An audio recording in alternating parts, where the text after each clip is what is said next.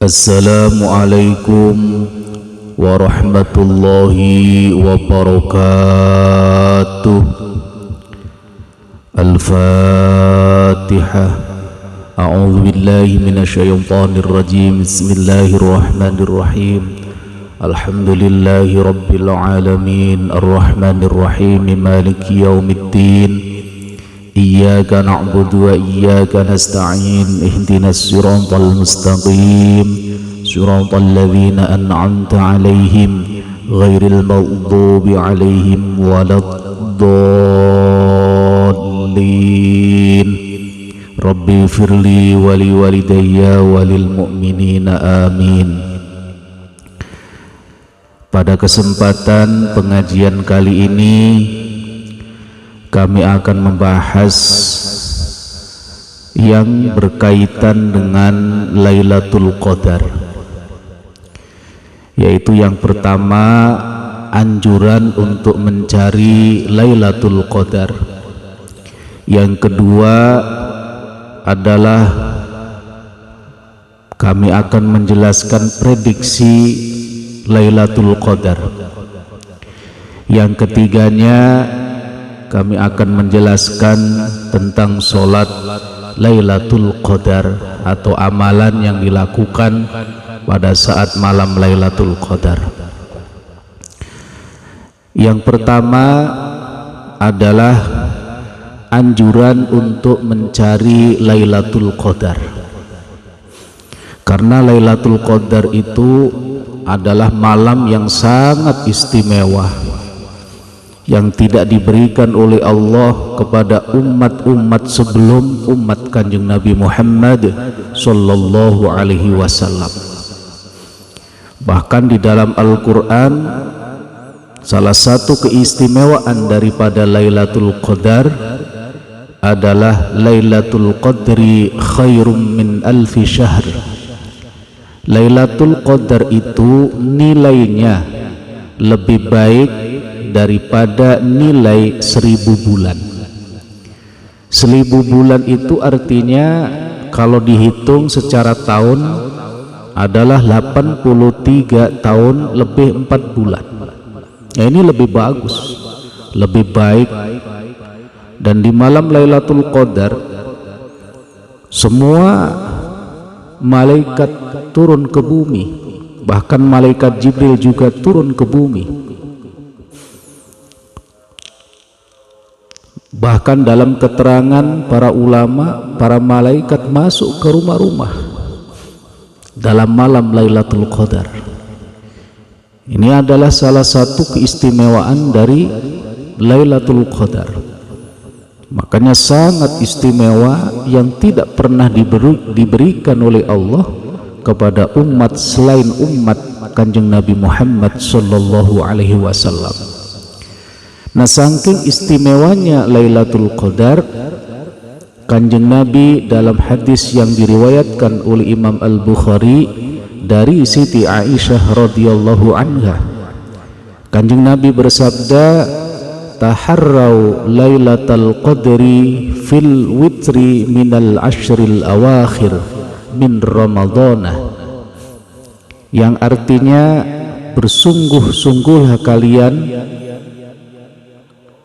untuk mencari Lailatul Qadar fil witri minal ashril awakhir, di malam-malam yang ganjil pada 10 hari terakhir daripada bulan Ramadan.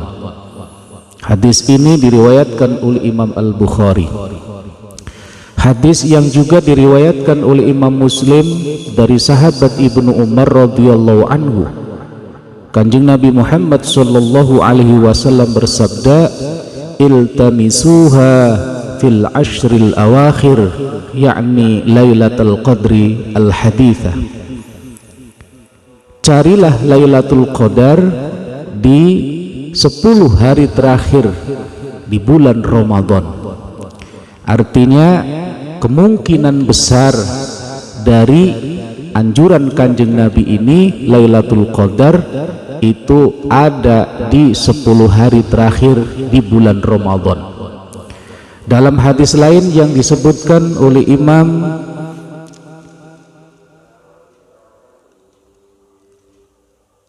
Abu Dzar yang diriwayatkan hadis yang datangnya dari Imam Abu Dzar, annahu qama bihim lailata salasin wa ishrina wa khamsin wa ishrina wa sab'in wa ishrina wa dzukira annahu da'a ahlahu wa nisa'ahu lailata sab'in wa ishrina khassatan. Dalam hadis riwayat Imam Abu Dzar, Kanjeng Nabi sallallahu alaihi wasallam melakukan solat berserta para sahabat lailata salasin wa ishrina, yaitu pada malam 23, wa khamsin wa ishrina, dan juga pada malam 25, wa sab'in wa ishrina, dan juga pada malam 27, wa dzukira annahu da'a ahlahu wa nisa'ahu lailata sab'in wa ishrina khassah, dan khusus pada malam 27 Kanjeng Nabi mengajak keluarganya dan juga para istri-istrinya untuk bersama-sama melaksanakan sholat di malam tanggal 27. Ini artinya hadis ini menjelaskan tentang kita disuruh bersungguh-sungguh untuk mencari dan juga mendapatkan Lailatul Qadar. Dalam hadis yang diriwayatkan oleh Imam Ahmad, hiya fi syahri Ramadan fil ashril awakhir lailati ihda wa ishrina aw salasin wa ishrina aw khamsin wa ishrina aw sab'in wa ishrina aw tis'in wa ishrina aw akhiri lailatin min Ramadana man qamaha imanan wa ihtisaban ghufira lahu ma taqaddama min dhanbihi wa ma ta'akhkhar, rawahu Ahmad. Kanjeng Nabi bersabda, Lailatul Qadar itu di bulan Ramadan, fil ashril awakhir, di 10 hari terakhir, lailati ihda wa ishrina, di 10 hari terakhir itu yang ganjil. Yang pertama malam 21, au salasin wa ishrina, atau Lailatul Qadar itu jatuh pada tanggal 23, au khamsin wa ishrina, atau jatuh pada tanggal 25, au sab'in wa ishrina, atau jatuh pada tanggal 27, au tis'in wa ishrina, atau jatuh pada tanggal 27. Tadi tanggal 25, terus tanggal 27, au akhiri lailatin min Ramadan, atau pada hari terakhir di bulan Ramadan. Yang dimaksud di sini adalah tanggal 29. Terusannya hadis, man qamaha imanan wa ihtisaban ghufira lahu ma taqaddama min dhanbihi wa ma ta'akhkhar. Barang siapa yang mendirikan salat dengan ikhlas lillahi ta'ala, dengan iman dan juga ikhlas lillahi ta'ala, mengharapkan ridho Allah, ghufira lahu ma taqaddama min dhanbihi wa ma ta'akhkhar, maka seluruh dosa-dosanya yang telah terlampaui atau yang telah lalu atau yang akan datang akan diampuni oleh Allah Subhanahu wa ta'ala. Ini adalah hadis yang diriwayatkan oleh Imam Ahmad.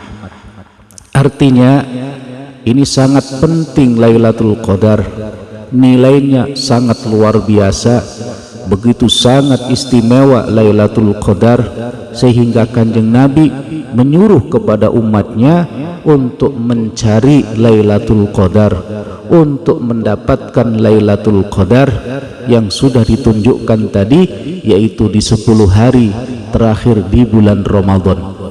Lailatul Qadar bisa jatuh pada tanggal 21, juga bisa jatuh pada tanggal 23, atau tanggal 25, tanggal 27, atau tanggal 29. Kanjeng Nabi tidak memberikan patokan, tapi patokannya adalah tanggal-tanggal yang ganjil, sehingga Kanjeng Nabi pernah mengajak keluarganya dan juga para sahabat untuk melakukan sholat di malam-malam yang ganjil, yaitu lailata salasin wa ishrin wa khamsin wa ishrin wa sab'in wa ishrin wa dzukira annahu da'a ahlahu wa nisa'ahu lailata sab'in wa ishrin khassah.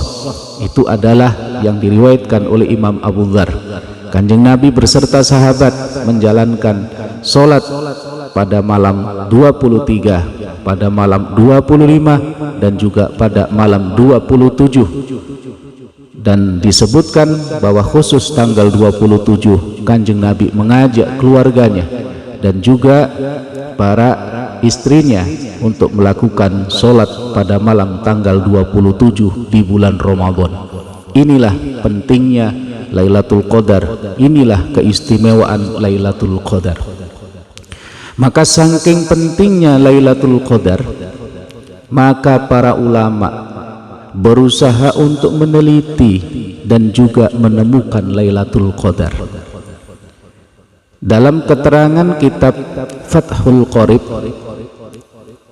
dan juga kitab Hasyiah Al-Bajuri, kitab Fathul Mu'in, dan juga kitab I'anatul Talibin, Imam Syafi'i menjelaskan bahwa Lailatul Qadar ada pada 10 hari terakhir di bulan Ramadan, sesuai yang digambarkan oleh Kanjeng Nabi, yang disabdakan oleh Kanjeng Nabi tadi.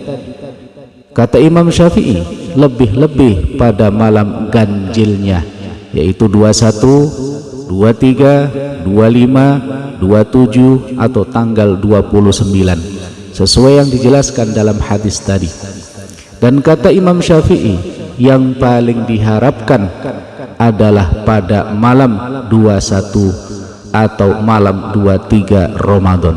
Lah Imam Syafi'i dalam keterangan kitab-kitab yang kami sebutkan di atas menitik beratkan bahwa tanggal 21 dan 23 Ramadan itu menitik beratkan jatuhnya Lailatul Qadar. Lah itu dijelaskan dalam kitab Fathul Qorib, kitab Hasyiah Al-Bajuri, kitab Fathul Mu'in, dan juga kitab I'anatul Talibin. Lah di antara ulama yang menyatakan bahwa ada kaidah atau qaidah atau cara untuk mengetahui Lailatul Qadar, itu adalah Imam Al-Ghazali dan juga Imam Abul Hasan Asy-Syadzili. Bahkan Imam Abul Hasan Asy-Syadzili menyatakan semenjak berumur balik beliau selalu mendapatkan Lailatul Qadar dengan memakai metode atau kaidah yang disampaikan oleh Imam Al-Ghazali. Dalam kitab I'anatul Talibin juz 2 halamannya 257 diterangkan Imam Al-Ghazali dan juga ulama yang lainnya mengatakan bahwa cara untuk mengetahui Lailatul Qadar bisa dilihat dari hari pertama bulan Ramadan datang. Kita bacakan kitabnya yang dijelaskan dalam kitab I'anatul Talibin juz 2 halaman 257. Imam Ghazali dan juga ulama yang lainnya mengatakan bahwa untuk mengetahui malam Lailatul Qadar itu bisa diketahui dengan cara jatuhnya awal Ramadan. Fa in kana awwaluhu yaumal ahadi aw yaumal arbi'i fahiya lailatu tis'in wa isyrina. Kata Imam Ghazali, jika awal Ramadan jatuh pada hari Ahad atau hari Rabu, maka Lailatul Qadar jatuh pada malam ke-29. Ini lah Ramadan kali ini, kalau tidak salah kemarin adalah jatuh pada hari Ahad awal Ramadan. Maka menurut metode Imam Ghazali, insya Allah Lailatul Qadar jatuh pada tanggal 29. Aw yaumal isnaini fahiya lailatu ihda wa isyrina. Kata Imam Ghazali, jika awal Ramadan jatuh pada hari Senin, maka Lailatul Qadar jatuh pada malam 21. Au yaumas sulasa awil jum'ati fahiya lailatu sab'in wa ishrina. Jika awal Ramadan jatuh pada hari Selasa atau jatuh pada hari Jumat, maka Lailatul Qadar jatuh pada malam 27. Au yaumal khamisi fahiya lailatu khamsin wa ishrina. Jika awal Ramadan jatuh pada hari Kamis, maka Lailatul Qadar jatuh pada malam 25. Au yaumas sabti fahiya lailatu salasin wa ishrina. Jika awal Ramadan jatuh pada hari Sabtu, maka Lailatul Qadar jatuh pada malam 23. Ini adalah metode atau cara yang disampaikan oleh Imam Al-Ghazali. Saya ulangi, Lailatul Qadar bisa diketahui dari permulaan jatuhnya bulan Ramadan tiba. Maka bila awal Ramadan jatuh pada hari Ahad atau Rabu, maka Lailatul Qadar jatuhnya pada malam 29. Jika awal Ramadan jatuh pada hari Senin, maka Lailatul Qadar jatuh pada malam 21. Jika awal Ramadan jatuh hari Selasa atau Jumat, maka Lailatul Qadar jatuh pada 27. Jika awal Ramadan jatuh pada hari Kamis, maka Lailatul Qadar jatuh pada tanggal malam 25. Jika awal Ramadan jatuh pada hari Sabtu, maka Lailatul Qadar jatuh pada tanggal 23. Inilah metode yang disampaikan oleh Imam Al-Ghazali. Qala Syekh Abdul Hasan wa mungdu balagtu sinnar rijal ma fatatsni Lailatul Qadari bihadhil qaidah al-malkurah. Makanya Syekh Abdul Hasan Asy-Syadzili berkata, semenjak aku menginjak usia dewasa atau usia balik, maka Lailatul Qadar tidak pernah meleset. Itu kata Imam Abdul Hasan Asy-Syadzili.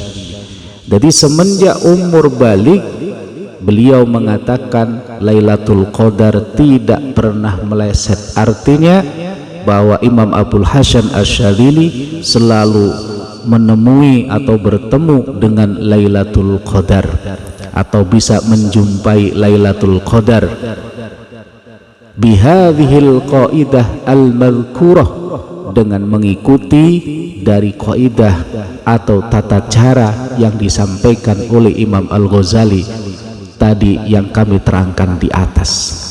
Nah ini penting bagi kita supaya andai kata misalkan kita tidak bisa istiqomah setiap hari melaksanakan amalan Lailatul Qadar, paling tidak kita diberitahu bahwa bisa melakukan Lailatul Qadar pada malam-malam tertentu, yaitu khususnya pada malam-malam ganjil. Dan bila mengikuti apa yang diprediksi oleh Imam Al-Ghazali, kita bisa melaksanakan pada tanggal yang sudah ditentukan dengan metode itu. Yang paling baik adalah istiqomah, menjalankan setiap malam supaya kita tidak terlewatkan Lailatul Qadar. Mau jatuhnya pada malam apa, begitu kita istiqomah mulai tanggal 20 sampai terakhir bulan Ramadan, insya Allah bisa dipastikan kita akan menemui Lailatul Qadar bila istiqomah. Nah ini adalah salah satu prediksi yang disampaikan oleh Imam Al-Ghazali, bahkan dikuatkan oleh Imam Abdul Hasan Asy-Syadzili dengan cara metode yang disampaikan oleh Imam Al-Ghazali. Imam Abdul Hasan tidak pernah ketinggalan yang namanya menemui Lailatul Qadar. Ini adalah ilmu bagi kita. Nah sekarang yang ketiga adalah mengenai sholat Lailatul Qadar. Kami akan membacakan hadisnya karena pada pengajian pada kali ini kita mengkhususkan sholat Lailatul Qadar. Nah, sholat Lailatul Qadar ini ada perbedaan pendapat para ulama. Ada yang membolehkan dengan niat sholat Lailatul Qadar, ada yang tidak membolehkan dengan niat sholat Lailatul Qadar. Bagi yang membolehkan sholat Lailatul Qadar, niatnya berarti niat sholat Lailatul Qadar, usolli sunnatan Lailatul Qadri rak'ataini mustaqbilal kiblati lillahi ta'ala. Jadi niatnya adalah dengan niat menggunakan niat sholat Lailatul Qadar. Bagi ulama yang tidak membolehkan, berarti caranya kita menjalankan sholat ini dengan niat sholat mutlak 2 rakaat. Tata caranya sama. Nah, ini akan kami bacakan hadisnya. Hadis ini dicantumkan di dalam kitab Khazinatul Asrar halaman 45. Yaitu saya ulangi, hadis ini dicantumkan dalam kitab Khazinatul Asrar halamannya 45. Kita akan bacakan hadisnya yang dicantumkan dalam kitab Khazinatul Asrar halamannya 45. Bismillahirrahmanirrahim. Qala Syekhul Muallif rahimahullahu ta'ala wa nafa'ana bihi wa bi ulumihi fid dharaini ajma'in ya rabbal alamin. Qala rabbi israh li sadri wa yassir li amri wahlul 'uqdatam min lisani yafqahu qawli amin ya rabbal alamin. Bismillahirrahmanirrahim. Ani Ibni Abbasin cinarita saking Imam Ibnu Abbas radhiyallahu anhuma, anin Nabi saking Kanjeng Nabi sallallahu alaihi wasallam, sallallahu mugi-mugi paring tambahi rahmat ta'zim sapa Allahu Gusti Allah alaihi ngatasi Kanjeng Nabi, wasallam lan mugi-mugi paring keselamatan sapa Allah ing Kanjeng Nabi. Annahu temen saktuhune Kanjeng Nabi iku kola dawuh sapa Kanjeng Nabi, dawuhe ngene, man utawi sing sapane wonge iku sholat lamun nglakoni salat sapa man, oleh nglakoni salat mau fi Lailatul Qadari ing dalem malam Al-Qadar utawa Lailatul Qadar, rakaataini kelawan 2 rakaat, yaqra'u halim maca sapa man fi kulli rakaatin ing dalem saben-saben rakaate maca bi Fatihatil Kitabi kelawan Fatihai kitab utawa surat Al-Fatihah, oleh maca mau marrotan kelawan saambalan, wal ikhlasilan surah Ikhlas sab'a marrotin kelawan 7 ambalan.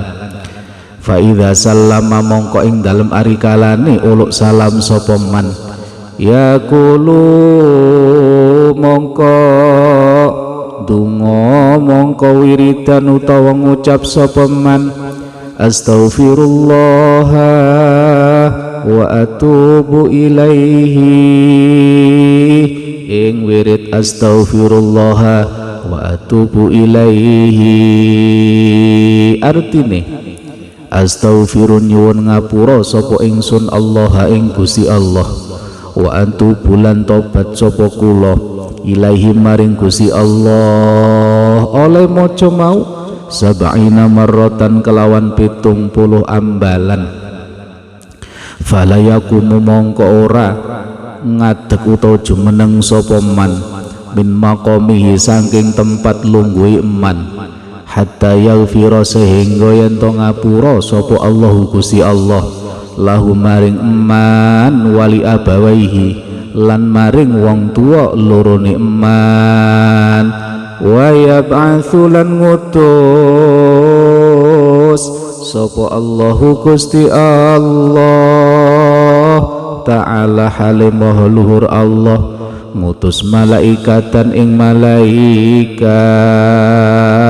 ilal jinani maring pira-pira swarga, yahrisuna kang nandur sapa malaikat lahu krono areman al asyara ing pira-pira kayu waya benuna lan bangun sapa malaikat al kusura ing pira-pira gedung waya jeruna lan ngilekake sapa malaikat al anhara ing pira-pira kalen utawa bengawan wala yakhrujulan ora metu sapa man minad dunya saking dunya alias meninggal dunia hatta yara sehingga yen to ningali sapa man zalika ing mengkono-mengkono yahrisuna lahul asyar wa yabnunal qusura wa yajrunal anhara kullahu ya sekabehane zalik. Artinya diriwayatkan dari Imam Ibnu Abbas radhiyallahu anhumah dari Kanjeng Nabi Muhammad sallallahu alaihi wasallam annahu qala Kanjeng Nabi Muhammad sallallahu alaihi wasallam bersabda man shalla fi lailatul qadri rak'ataini barang siapa yang mendirikan sholat atau melakukan sholat di malam Lailatul Qadar rak'ataini jumlahnya 2 rakaat. Tadi Lailatul Qadar itu bisa tanggal 21, bisa tanggal 23 atau 25 atau 27 atau 29 yang ganjil. Lah barang siapa yang melakukan sholat pada malam Lailatul Qadar jumlahnya 2 rakaat yaqra'u fi kulli rak'atin bi fatihatil kitabi marratan wal ikhlasi sab'a marratin. Lah sholat 2 rakaat itu setiap rakaatnya dia membaca Fatihah 1 kali, setelah Fatihah surah Ikhlas 7 kali. Jadi 2 rakaat, setiap rakaatnya itu membaca Fatihah 1 kali, terus membaca surah Ikhlas 7 kali. Ini caranya.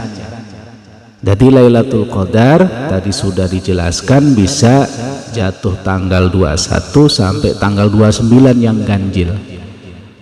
Lah pada malam Lailatul Qadar sholat sebenarnya bebas, bisa sholat hajat, bisa sholat tahajud, bisa sholat tasbih dan lain sebagainya. Cuman ada kekhususan, ini sholat khusus Lailatul Qadar dengan tata cara ini. Kan kalau sholat tasbih tata caranya ya seperti yang sudah maklum kita ketahui. Sholat hajat juga sama, sholat tahajud juga sama. Lah Lailatul Qadar juga ada sholat khususnya. Ya ini tata caranya. Tadi kata Kanjeng Nabi, orang yang mendirikan sholat pada malam Lailatul Qadar jumlahnya 2 rakaat.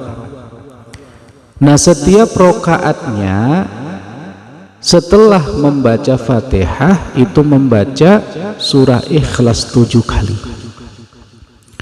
Fa idza sallama yaqulu astaghfirullah wa atubu ilaih 70 marratan. Lah setelah selesai sholat terus langsung membaca astaghfirullah wa atubu ilaih.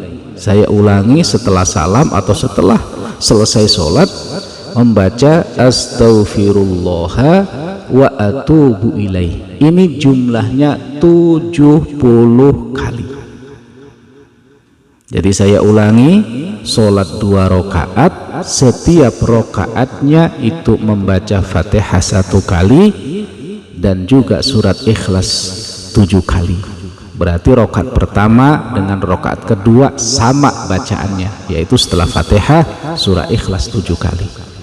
Nah setelah salam atau setelah selesai sholat langsung membaca astaghfirullah wa atubu ilaih 70 marratan, yaitu membaca astaghfirullah wa atubu ilaih itu jumlahnya 70 kali. fala yaqumu min maqamihi hatta yaghfirallahu lahu wa li abawayhi. Kelebihan daripada solat yang kami jelaskan tadi atau solat Lailatul Qadar, kelebihannya yang pertama, siapa yang menjalankan solat tersebut maka dia tidak berdiri dari tempat duduknya hatta yaghfirallahu lahu wa li abawaihi, sehingga dosa dia dan dosa kedua orang tuanya diampuni oleh Allah.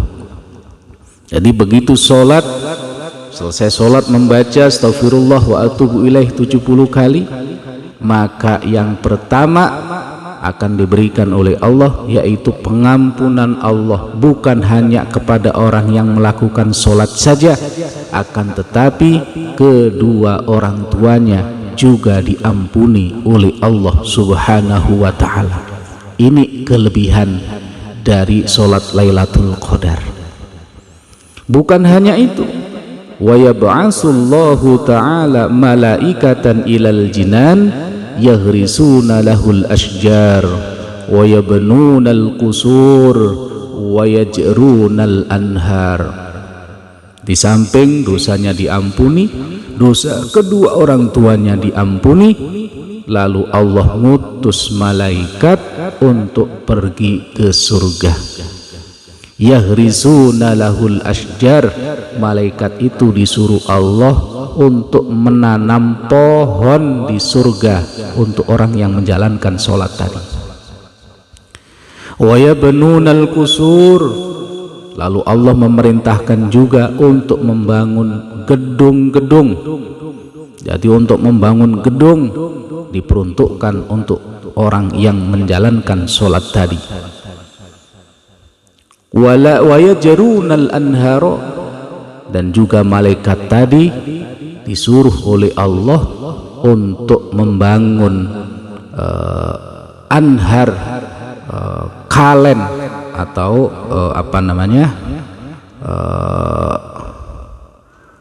sungai-sungai di di pinggir-pinggir rumah atau gedung yang dibangunkan tadi. Jadi yang pertama tadi suruh nanam pohon di surga, suruh bangunin rumah di surga, suruh membuat sungai-sungai yang di samping-samping rumah yang dibangun tadi. Ini semua diberikan kepada orang yang menjalankan sholat Lailatul Qadar. Ini yang kedua keuntungannya. Jadi yang pertama, dosanya diampuni dan dosa kedua orang tuanya juga diampuni.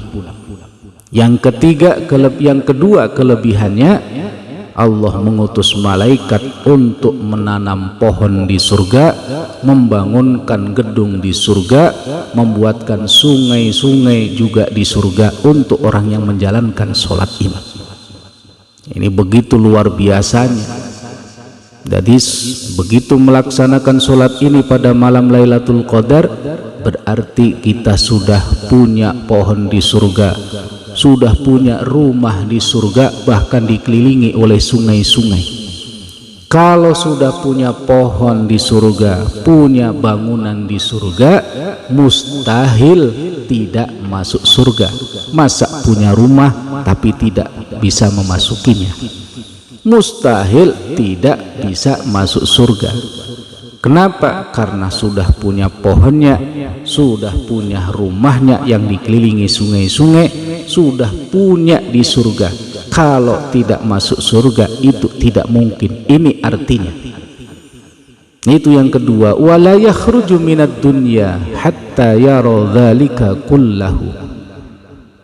Lah, dia atau orang yang melaksanakan sholat tadi tidak akan keluar dari dunia alias wafat atau meninggal dunia sehingga orang tersebut bisa melihat itu semua. Jadi dia tidak akan meninggal dunia kecuali bisa melihat yang namanya pohonnya di surga, rumahnya di surga, sungainya di surga. Jadi sebelum meninggal dunia diperlihatkan tempatnya. Makanya dalam keterangan lain, orang kalau meninggal dunia, mau meninggal dunia sakaratul maut, itu hijabnya diangkat oleh Allah, sehingga dia bisa melihat hal-hal yang tidak bisa dilihat orang lain. Dia bisa melihat tempatnya. Kalau seandainya di surga, dia bisa melihat surga tempatnya.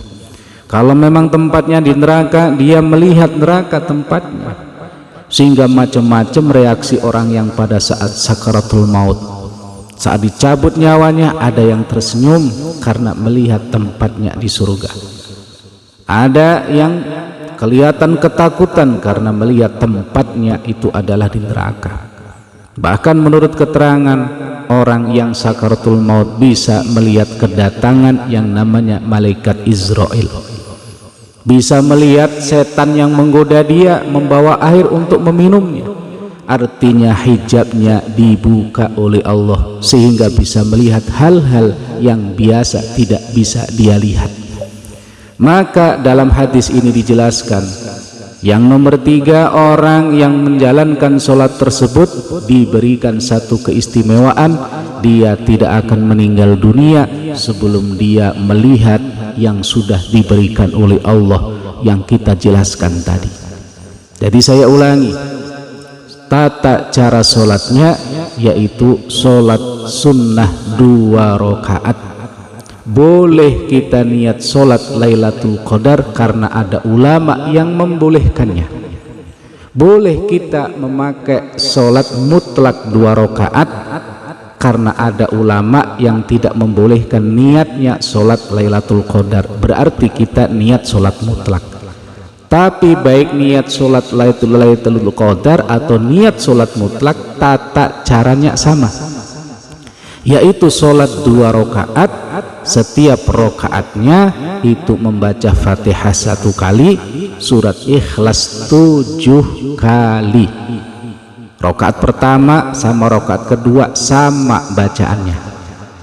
Nah, setelah salam, setelah selesai sholat, langsung membaca astaghfirullah wa atubu ilaih. Itu jumlahnya 70 kali. Begitu sudah melaksanakan sholat terus membaca astaghfirullah wa atubu ilaih 70 kali, maka ada 3 kelebihan yang diberikan oleh Allah, yaitu yang pertama, dosa dia diampuni, dan juga dosa kedua orang tuanya juga diampuni.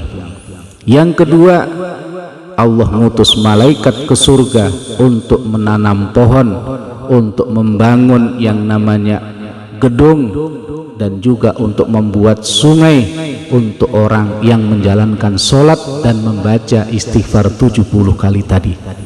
Yang ketiga kelebihannya, dia tidak akan meninggal dunia sebelum dia bisa melihat itu semua, artinya tempatnya di surga, baik itu pohonnya, rumahnya, dan sungainya.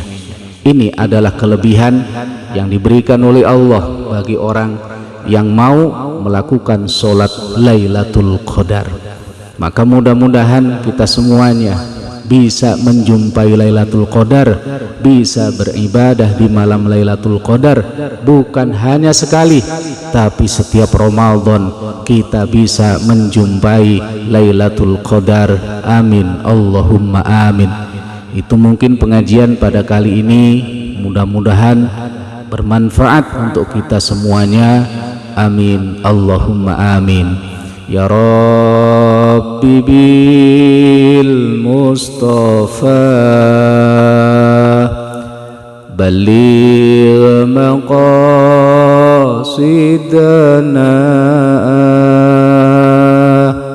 waghfir lana ma madha ya wasi'al karami. Usikum wa nafsi bitaqwallah, wallahul muwaffiq ila aqwamit thariq. Wassalamu alaikum warahmatullahi wabarakatuh.